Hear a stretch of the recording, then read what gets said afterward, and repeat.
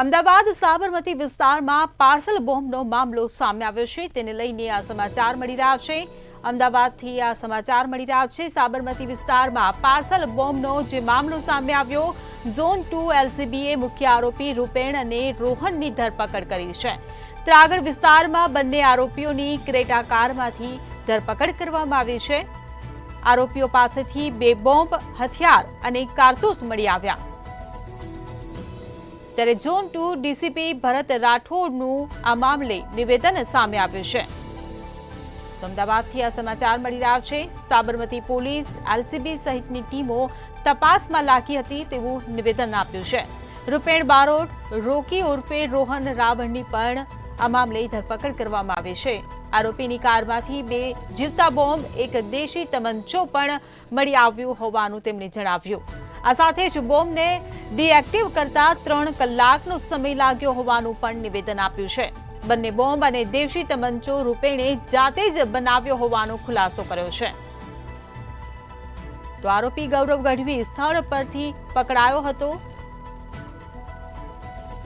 ઇન્ટરનેટના માધ્યમથી દેશી બોમ્બ અને તમંચો બનાવ્યો હોવાનું જણાવ્યું છે। તો ડીસીપીનું આ નિવેદન સામે આવ્યું છે। 12 વોલ્ટની બેટરી અને રિમોટ કંટ્રોલ સ્વિચ બનાવી હોવાનું તેમણે જણાવ્યું। ત્યારે ગંધક પાવડરથી બ્લાસ્ટ થાય તેવો બોમ્બ બનાવ્યો હતો। તો 3 મહિનાથી બોમ્બ બનાવવાની કામગીરી કરતો હતો આરોપી, તેવો ખુલાસો ડીસીપીએ કર્યો છે। તો અમદાવાદથી આ સમાચાર મળી રહ્યા છે। સાબરમતી વિસ્તારમાં પાર્સલ બોમ્બનો મામલો સામે આવ્યો છે। તો ઝોન 2 એલસીબીએ મુખ્ય આરોપી રૂપેણ અને રોહનની ધરપકડ કરી।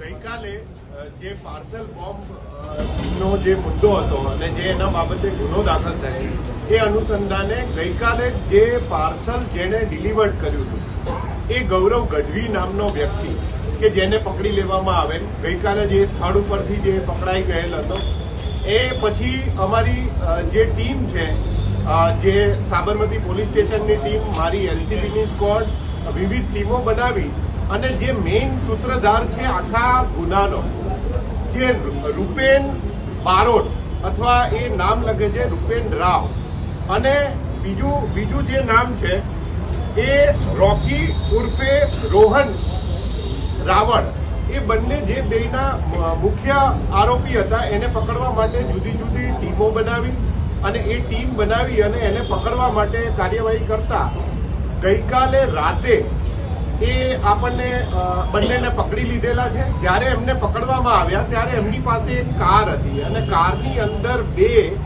જીવતા બોમ્બ તથા એક એમની પાસેથી દેશી તમંચો, જે હાથ બનાવટનો, જે રીપેને જાતે બનાવેલો હતો।